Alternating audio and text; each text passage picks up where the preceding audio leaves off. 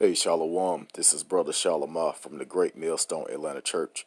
First and foremost, I want to give all praises, honor, and glory to Yahweh, by Hashem Yahweh Shai, by Hashem Rakakwadash. Also giving double honors to my elders and apostles of Great Millstone who teach and rule well. Peace and safety to the elect that are scattered throughout the four corners of the earth, teaching this truth to make the calling of election sure. Shalom. And this lesson is going to be based on nuclear heat. And I have up on the right side of the screen, it's atomicarchive.com, just kind of giving you the the heat that a nuclear explosion could bring. And as you see on the left side of the screen, it's a scene from the movie Terminator 2, when Sarah was having a dream about the nuclear explosion, and she was basically watching herself and her child burn, and she burned herself, and she was, once the blast hit, she was still like holding on to the fence and screaming, and as her flesh was being consumed by the fire. Now this is actually scriptural, and the only thing that can produce this amount of heat is a nuclear explosion. So I'm going to read it over here on atomicarchive.com. It says thermal radiation, a primary form of energy from the nuclear explosion, is thermal radiation. Initially, the most of the energy goes into heating the bomb materials and the air in the vicinity of the blast. Temperatures of a nuclear explosion reaches those in the interior of the sun about 1 million degrees Celsius and produce a brilliant fireball. So that is an extremely large amount of heat that's gonna hit you when these nuclear bombs go off, and it's gonna be very soon. So like it, but I'm gonna skip down. It says basically when a nuclear bomb is detonated, it has two different blasts. It has the main blast that basically explodes, and then it has that second blast that does all the damage. But it says two pulses of thermal radiation emerge from the fireball. The first pulse, which lasts about a tenth of a second, consists of radiation in the ultraviolet region. The second pulse, which may last for several seconds, carry about 99% of the total thermal radiation energy. So that second blast is what really gets you. Now, when that first blast hit, you're not going to have time to go into your bunkers or, hop on the plane and try and escape it or even run from it. It's no escaping this thing. Once it hit, it's really nothing you can do but just sit there and take it, or either what you can do now is seek salvation, which us, the brothers of Great Millstone, that's what we teach. But we also teach the consequences of not seeking salvation, which is what I'm going to discuss with you. And I'm actually going to go into a few scriptures, because this heat is so intense that not only is it going to melt your skin off your body, it's going to melt like everything else that's around. And I'm going to start off with 1 Peter.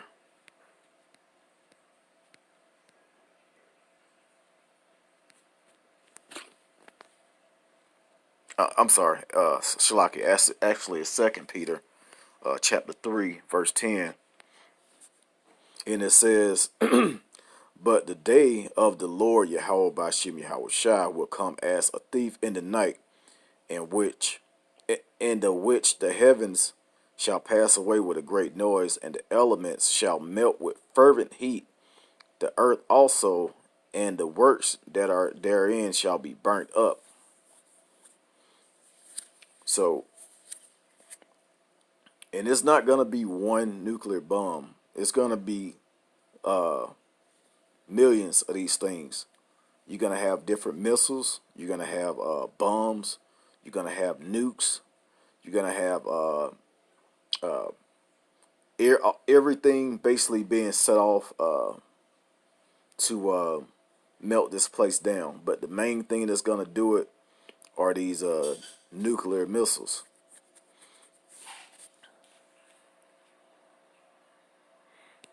From there, I want to get Isaiah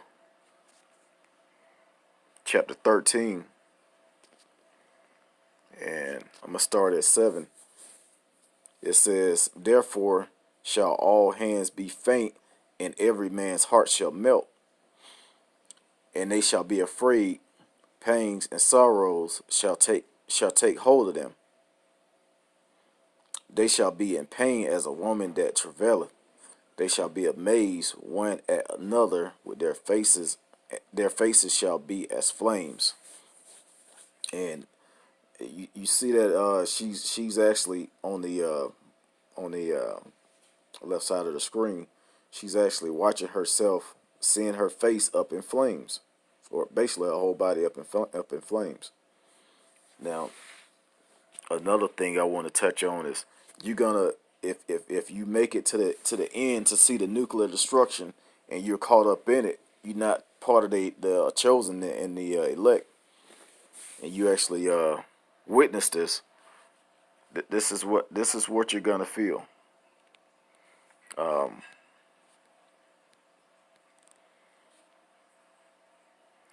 And I'm gonna get it in Zechariah chapter 14 and verse 12. It says, "And this shall be the plague wherewith the Lord Yahweh will smite all the people that have fought against Jerusalem." So these are going to be the people that fought against Jerusalem, but it's also going to be part of Jerusalem, which is you Israelites, and not the 1/3 that's going to be saved, but the most of you people, the 2/3 of our own people. This is what's going to happen to them as well. It says, "Their flesh shall consume away while they stand upon their feet, and their eyes shall consume away in their holes, and their tongue shall consume away in their mouth." And once again, you can see her with her mouth open, her eyes are burning. She's still screaming and she's on fire. But hey, probably the most accurate depiction of what a nuclear destruction would do. And here it is in the scriptures.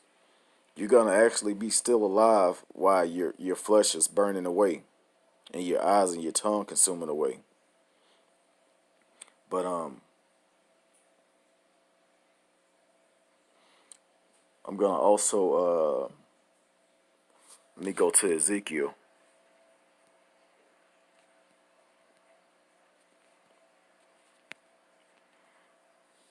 And the Most High, he puts it plain and simple. He puts it plain and simple. You either get right or I'm gonna melt you down. That's basically what he's about to tell you. This is Ezekiel chapter 22, verse 20. It says, "As they gather silver and brass and iron and lead and tin into the midst of the furnace to blow the fire upon it to melt it, so will I gather you in my anger and in my fury, and I will leave you there and melt you." So the Most High said, instead of taking you up into a chariot and you seeking your salvation, he's gonna leave you here on earth so you can melt away with the rest of these with the heathens, the ones that are not going into captivity, the ones that are actually gonna die in the day of the Lord, and also and what I mean by you, I'm talking about Israel. 2/3 of you Negroes, Latinos, and Native Americans. And it says, yea, I will gather you and blow upon you in the fire of my wrath, and ye shall be melted in the midst thereof. So he's gonna melt you down like silver and like gold and tin and other type of metals and hard materials are melted in the furnace. But and like I said before, you're gonna feel every bit of it. So I'm also gonna get let me get this last verse. It says, as silver is melted in the midst of the furnace, so shall ye be melted in the midst thereof, and ye shall know that I am the Lord Yahweh Ba'ashem Yahweh Shai, have poured out my fury upon you. So the Most High is very angry with this place. He's very angry, and he's gonna come back with, and he's gonna basically set this place on fire.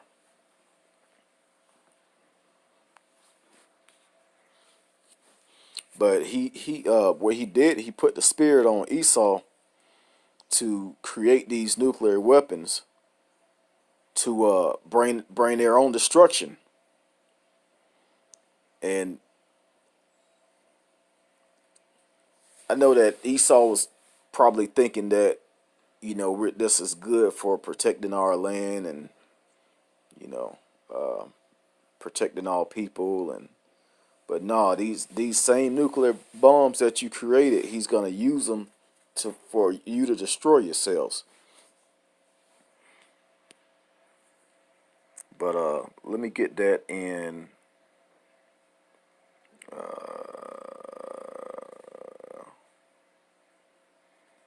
I'm going to get it in the book of Psalms, chapter 35 and 8. I think it's 8.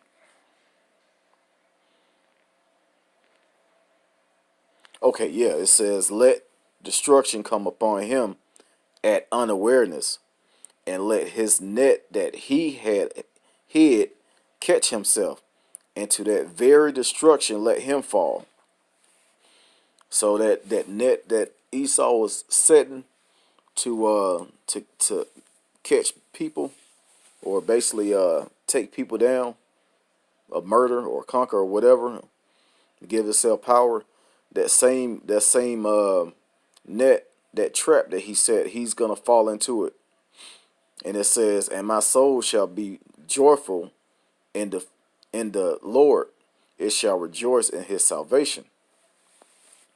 And the elect, we're gonna have a massive party once this place goes down. We're gonna rejoice. We're gonna finally rejoice that this place that has pretty much, and these people, Esau, who is the so-called white man, and these other heathen nations, they're gonna finally be taken out of power, so they can no more cause hurt and pain and robbing other people for their resources and their land, and conquering other lands and going to war, basically just going around slaying and killing everyone on earth.